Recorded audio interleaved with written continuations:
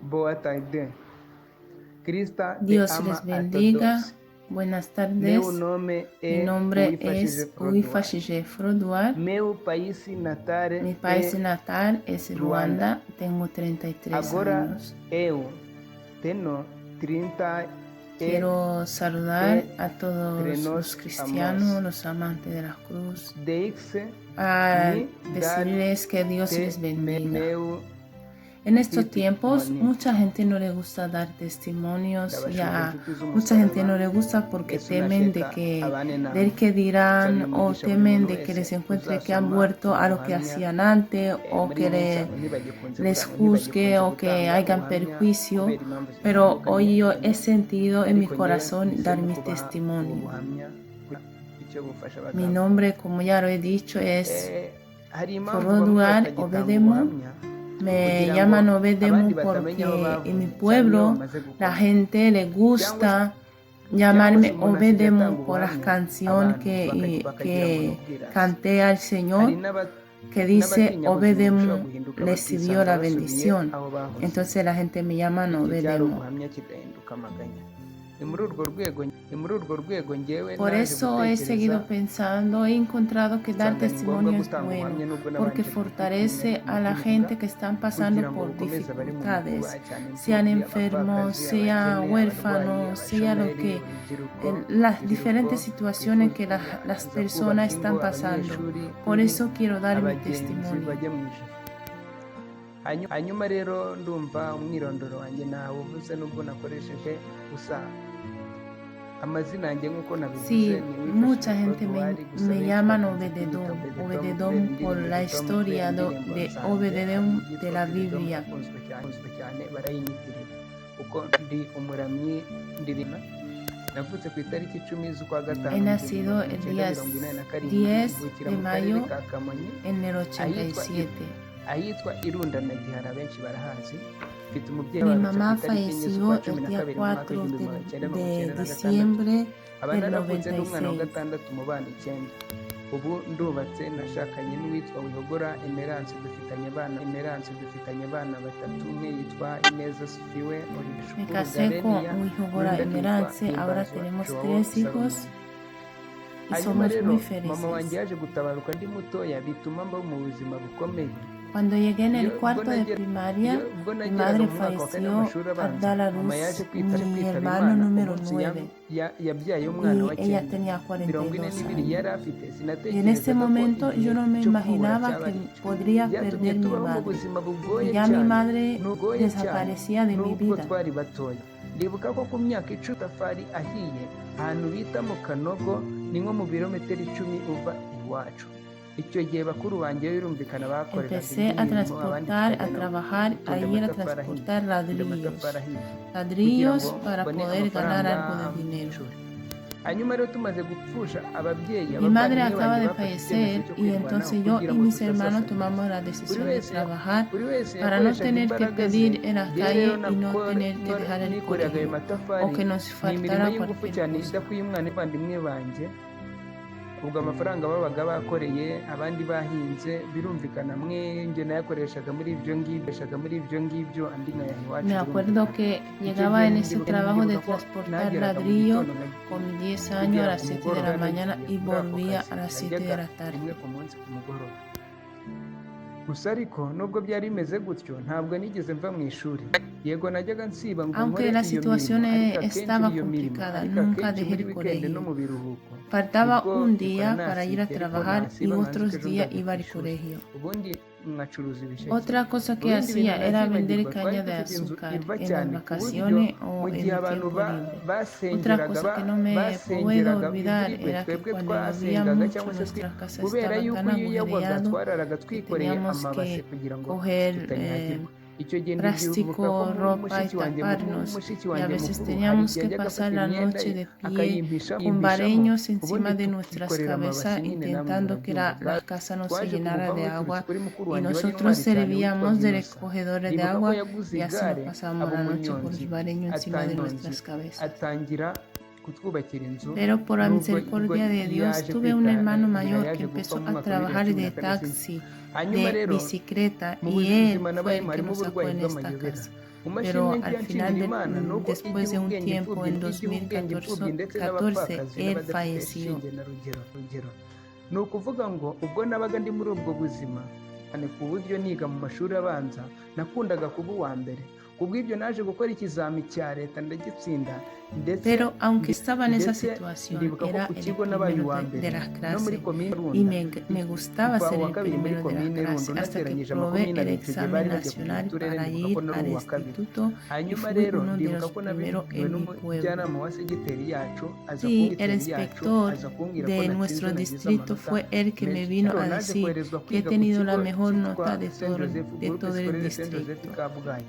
Icyo Y gihe con byaje eso kunshimisha obtuve cyane, el favor de que me cyane. enviaron en un Abantu colegio bigaga umugabo de lo agasiba más undi. prestigioso Rero y de ubwo los najya kwigayo nari mejores. mfite intego ebyiri, iya mbere na Cuando y'ishuri llegué banjye, allí me icya kabiri prometí de no kwirinda amakosa fallar, yatuma banyirukana. de no hacer Umunyarwanda aciye nada que umugani va a ariko hacer que ngo me aho despida. umutindi yanditse ntiriva, ubwo nabonaga ayo mahirwe, uyu mukuru wanjye ndetse n'abavandimwe banjye bakoze ibishoboka, bampa ibisabwa byose. Pero cuando yo llegué no tenían familia, pero mis hermanos hicieron todo lo posible para trabajar ellos y comprarme lo que necesitaba. Y al llegar a este colegio, a ese instituto, me tomó una enfermedad. Me tomó una enfermedad del sueño, que al sentarme en la clase por la mañana directamente me quedaba dormido, hasta que a veces me despertaban a la hora del recreo, me daba cuenta que me hacían un círculo alrededor y a veces me despertaba cuando el profesor ya estaba saliendo. nabonaga isoko ryandemeyeho, abanyeshuri na mwarimu banzengurutse bari kunseka bankangura. Hari ubwo nashidukaga mbwirwa ngo tujye kurya, ntazi uko amasomo yagiye asimburana. Murabyumva, ubwo buzima bwari bugoye, Hay momentos que me butuma umwaka wa mbere despertaba a la hora de ntatsinda. comer, cuando me Cyakora decían nageraga vamos a amanota comer. 55 cyangwa Esto fue 53 muy ku ijana. difícil para mí. Nagera muri vakansi nkasanga abana twiganye bafite amanota 80, nkagira isoni zo kubabwira ibyambayeho. Gusa Imana Cuando llegaban iratangaje, las kuko nubwo byari vacaciones, mis bimeze amigos nubwo todo byari venía bimeze con el gutyo, 80% narizengera de la mu mwaka wa nota gatatu y como ikizami me cyitwa conocían, me toronkome, contaban, pero yo tenía kinjyana mu vergüenza mwaka de wa kane. decir lo que me Nyuma yo ha pasado. gutsinda n'ubundi nasanze ndi ku rutonde rw'abagomba gukomeza aho nigaga i Kabgayi mu ishami ry'ubumenyamuntu. Ngeze mu bumenyamuntu, Cuando llegué en el cuarto de secundario, pues ahí se hace un cuarto, me tomó una parálisis, una enfermedad de parálisis. Subiye hejuru gatoya nababwiye ukuntu mukuru wanjye yampaga buri cyose uko ashoboye kugira ngo mbashe kwiga nubwo nta bushobozi budasanzwe. Mwaka gatatu mu gihembwe cya gatatu nayo yaje kurwara uburwayi bw'amayobera kugeza ubwo ya butike yaje guhomba. Ikindi amafaranga y'ishuri yari yiyongera ugereranyije na mbere. Volviendo un poco atrás, os contaba que mi hermano me daba todo lo que necesitaba para estudiar, para poder estudiar. Pero después también él tuvo una enfermedad rara y el boutique que tenía se echó a perder. Perdió todo. Uturuka mu birenge ukagera mu mavi. Mbere nakundaga gukina umupira ariko wahise unanira kuko nari narahindutse meze nk'uwahinamiranye ukuntu utamenya ko ari njyewe. Ikindi simumbaze ni rurigoreka. Cuando empecé a enfermarme sentía como un fuego que salía de los pies y me llegaba hasta el cerebro. Empecé a tener dificultad en la rodilla para caminar. Era un buen jugador de fútbol. Empecé a tener dificultad para poder caminar y así la enfermedad iba avanzando. Byatumye bamwe batangira aho ngaho. Ndibuka ko bamwe batangiye icyo gihe bakajya urumva amazina atandukanye ibintu nk'uko. Llegó un momento que los estudiantes, mis compañeros, empezaban a imitar mi forma de caminar. Batangira kunyita indi mazina kuko bari bazi ko se burlaba, me ponía nombres de, gusa siko byari bimeze, me hacían de todo. si ingendo gusa kuko no mu kuvuga byari nsigaye mvuga abanyeshuri bakansubira mu byo mvuze Era una enfermedad rara que me afectó hasta el habla, de la forma que ella empezaba a hablar y tartamudeaba tanto que mis compañeros me imitaban de la forma que hablaba. Empecé a querer estar solo y empecé a no querer hablar con nadie. Hasta que para hablar en público tenía que estar solo y hablar solo. Y esto me afectó de una manera que en los 54 alumnos que éramos, yo ya era el número 50. nabaye wa 50 mu banyeshuri 54 cyangwa se 55 niba nibuka neza. uwo mwaka wambereye wo gutsindwa gukomeye. Este año fue para mí uno de los más terribles. Me acuerdo que hay momentos que empezaba a hacer el examen y de repente veía que el profesor me quitaba los papeles de las hojas en las manos. Y también ahí mi familia ya me comunicaba que ya no tenían dinero para pagarme la escuela. batubarizaga ku muryango utwo dupapuro. Había unos papelitos que daban para entrar a comer, a la hora de entrar en el comedor. Yo ya me quedaba así que tenía que quedarme afuera. Pasé mucha hambre, muchos días sin comer. Pero en el cuarto año Dios hizo un milagro y pasé el cuarto año del instituto y sin saber cómo pasé. umwe mu banyeshuri nibuka ko yigeze kungira inama yo kujya ngenda nkoze mu mifuka kugira ngo batajya banzika. Mis compañeros empezaron a aconsejarme de ir con las manos puestas en los pantalones para que nadie viera mi forma de caminar. numvaga ndi inyuma y'abandi banyeshuri, Había numvaga perdido nta tanto la gitekerezo natanga ngo autoestima que yo me sentía el numvaga mbese último de ndutwa la n'umuntu clase, que no era el wenda último. urugero Sentía rutoya que no podía dar una abana idea bo a muri nadie. iriya myaka Sentía que no tenía derecho de batekereza hablar. gutereta. Njye numvaga ko nta mukobwa ndi naje kugira nifuza gupfa. Empecé a desear Ikigeragezo la utavukanye muerte. burya kucyakirana biragoye. Hari igihe cyageraga Porque unas pruebas que tú no has nacido Navuga- con ellos es muy navuga niyo nza difícil de kuba narapfuye. sobrellevarlo. uko naje kuba umuntu nkiyakira biturutse ku mpamvu eshatu.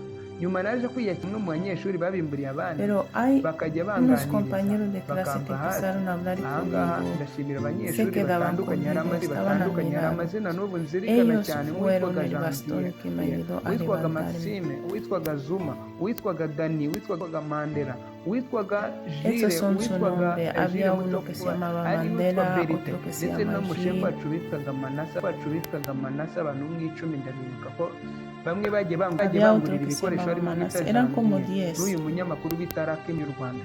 Abo bose bagiye bamvugisha bituma Me numva ko acuerdo ndi que umuntu ufite estuvieron a agaciro, mi ko lado, nzaba umuntu siempre w'umumaro, me ko llevaban nshobora de la gukira, mano, ko Imana así ishobora como me gukira. gustaba Imana ir izi. detrás de los Ndibuka ko demás y ellos me bakundaga llevaban kumfata de la mu mano. ntoki kuko Que mbere Dios les nakundaga kugenda bendiga, inyuma porque y'abandi hicieron barakoze una Imana. obra maravillosa conmigo.